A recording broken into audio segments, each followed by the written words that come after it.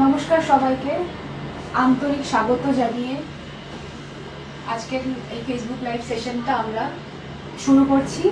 আজকের আলোচ্য বিষয় হলো নারীদের স্বাস্থ্য সম্পর্কিত আলোচনা, যেটা হলো পিএমওএস বা পিসিওএস। আমাদের সঙ্গে আলোচনায় রয়েছেন আমাদের অতি জনপ্রিয় এবং শ্রদ্ধেয় doctor professor Arindam Saha.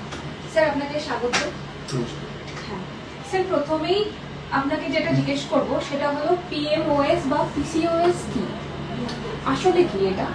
PCOS একটা হরমোনজনিত একটা প্রবলেম, যেটা দেখা যায় মেয়েদের পিরিয়ডের গন্ডগোল হয় এবং আরো নানান রকম সিমটমস হয়। এটা অনেকদিন ধরেই আমরা দেখছিলাম, লাস্ট 15 বছর ধরে প্র্যাকটিসের সময় দেখছিলাম যে এরকম অনেক মেয়েরা আসছে, তাদের এরকম নানান রকম পিরিয়ডের গন্ডগোল বা প্রেগনেন্সি আসছে না, এই ধরনের প্রবলেম। কিন্তু যে জিনিসটা আমরা নোটিস করছিলাম সেটা হলো যে শুধু ওভারির সমস্যা নয়, তার সঙ্গে আরো অনেকগুলো অর্গান সিস্টেম এফেক্টেড হয়। মানে সকলের একটা ধারণা ছিল যে শুধুমাত্র ওভারিতে সমস্যা, কিন্তু দেখা যাচ্ছিল যে না, এটা তা নয়। এবং এই যে ধারণাটা, এটা সারা পৃথিবী জুড়েই সমস্ত দেশে বিভিন্ন ডাক্তারদের এবং বৈজ্ঞানিকদের মধ্যে এই ধারণাটা তৈরি হচ্ছিল। তা এইটা নিয়ে কাজ করতে করতে সমস্ত বৈজ্ঞানিকরা একটা কনফারেন্স হয় অস্ট্রেলিয়াতে, সেখানে প্রফেসর হেলেনার নেতৃত্বে এই পিসিওএস এর নামকরণটা পরিবর্তন ঘটে। হ্যাঁ, পিএমওএস নাম হয়। পিএমওএস নামটা মোর অ্যাপ্রোপ্রিয়েট। পিএমওএস কথাটা হলো পলিএন্ডোক্রিন মেটাবলিক ওভারিয়ান সিনড্রোম, অনেক বড় নাম। পলি কথাটার মানে হলো অনেক, ঠিক আছে? তো পলিএন্ডোক্রিন মানে সমস্ত যে হরমোনের গ্রন্থিগুলো সবগুলো এফেক্টেড হচ্ছে। পলিএন্ডোক্রিন মেটাবলিক অর্থাৎ আমাদের শরীরে যে রাসায়নিক প্রক্রিয়াগুলো চলে সেগুলো এর থেকে এফেক্টেড, যেমন ডায়াবেটিস, লিপিড প্রোফাইল, এই সমস্ত ফ্যাটি লিভার এবং হ্যাঁ, এবং তার সঙ্গে ওভারি, ওভারিয়ান সিনড্রোম। ওই জন্য নামটা হয়ে গেল পিএমওএস।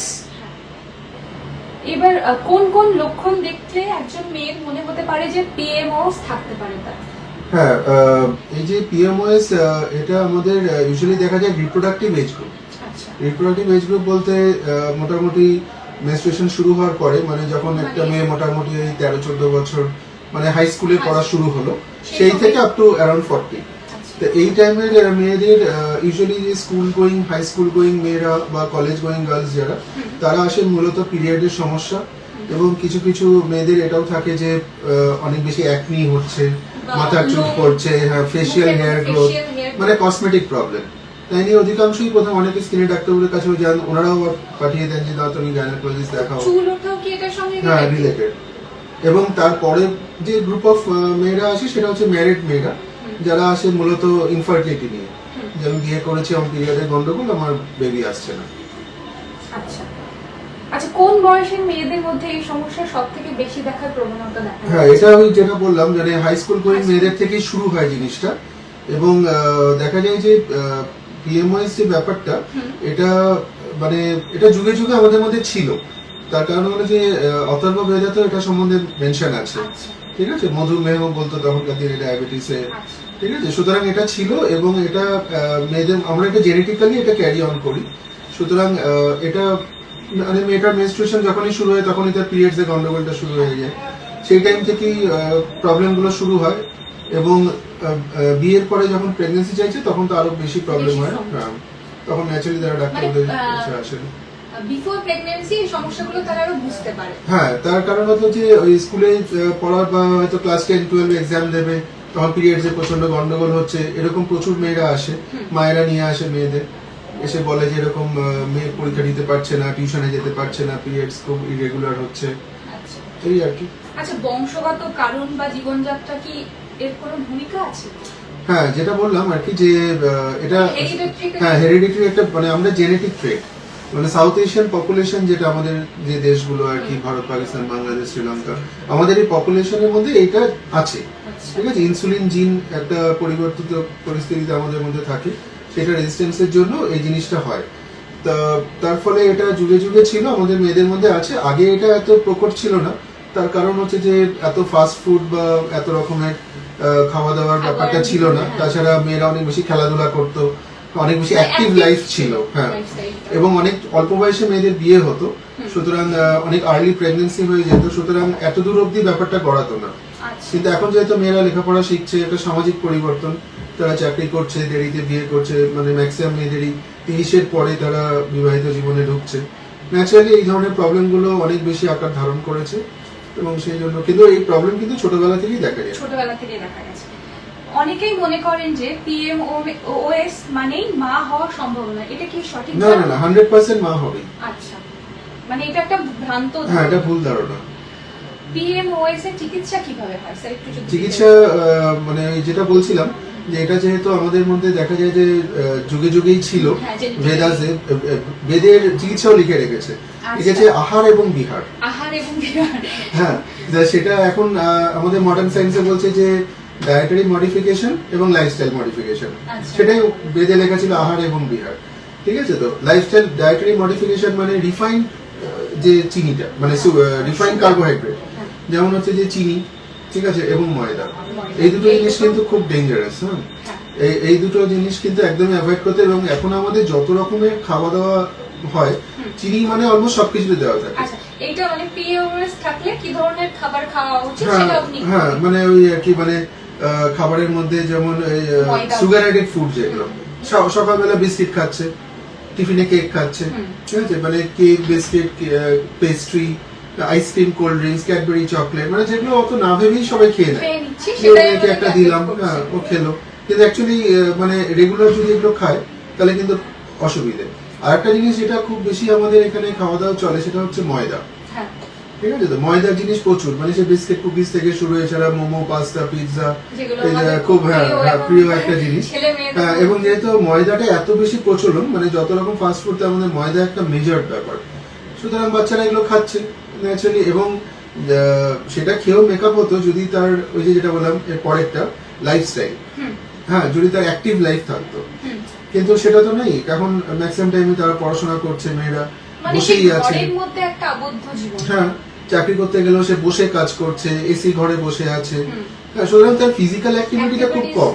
হ্যাঁ, সুতরাং ন্যাচারালি তার যদি সে যে খাওয়া দাওয়াটা করছে সেটা মানে খরচা করতে পারছে না, ওর ক্যালোরি মানে কালেকশন, হ্যাঁ, বার্ন হচ্ছে না কিছু, ন্যাচারালি ওর লোয়ার অ্যাবডোমিনাল ফ্যাট বাড়ছে। দেখা যায় মেয়েটার খুব একটা যে মোটা বলা যাবে না, হাত পা গুলো সরুই, কিন্তু পেটটা একটু ভারী। তো এই যে জিনিসটা, এই যে ভিসারাল ফ্যাট, এগুলোর থেকেই কিছু কিছু হরমোনস বেরোয়, সেগুলোর জন্য কিন্তু এই পিরিয়ডস এর গন্ডগোল আলটিমেটলি এই সমস্ত হয়। আচ্ছা, এবার বলুন পিএমওএস নিয়ে মানুষের মধ্যে সবথেকে ভুল ধারণাগুলি কি কি? হ্যাঁ, পিএমওএস নামটা নতুন, মানে সবাই পিসিওএস বলেই বেশি বোঝে এখন।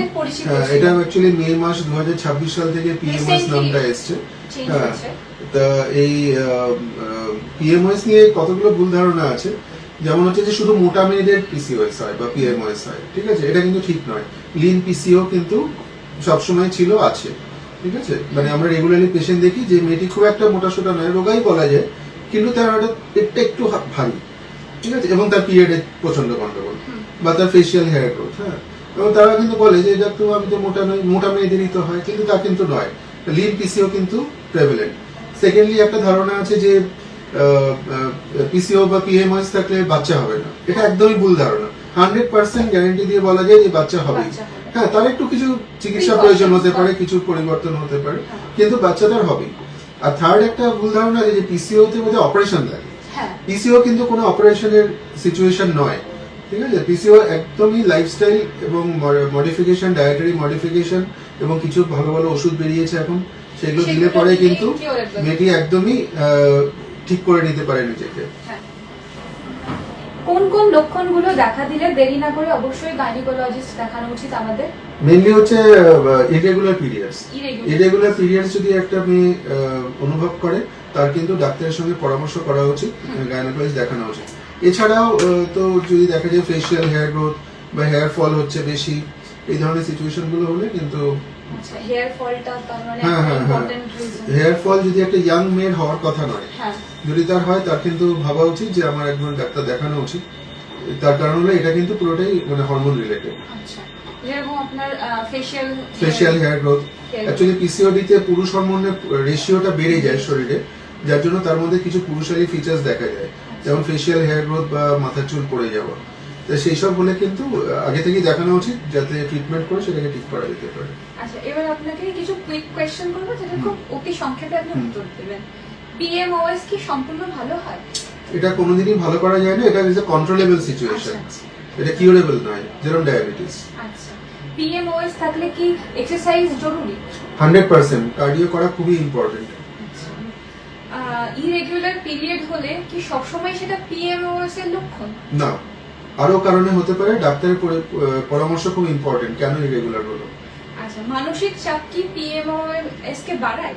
100%, মানে কারণ মানসিক- স্ট্রেস খুব ইম্পর্টেন্ট ফ্যাক্টর, ওই জন্য যোগা খুব ইম্পর্টেন্ট। যোগা। যেমন গতকালই যোগ দিবস গেছে, মানে যোগা কিন্তু খুব ইম্পর্টেন্ট পিসিওএস বা পিএমএস এর জন্য, কারণ এটাতে মানে স্ট্রেসটা অনেকটা রিলিফ হয়, স্ট্রেস সিচুয়েশন গুলোকে হ্যান্ডেল করা শেখে মেয়েটা অনেক বেটার, এবং স্ট্রেস ডেফিনেটলি হরমোনের সঙ্গে রিলেটেড। ব্রিদিং এক্সারসাইজ মেইনলি, হ্যাঁ, ব্রিদিং এক্সারসাইজ বা যোগা সব করা উচিত।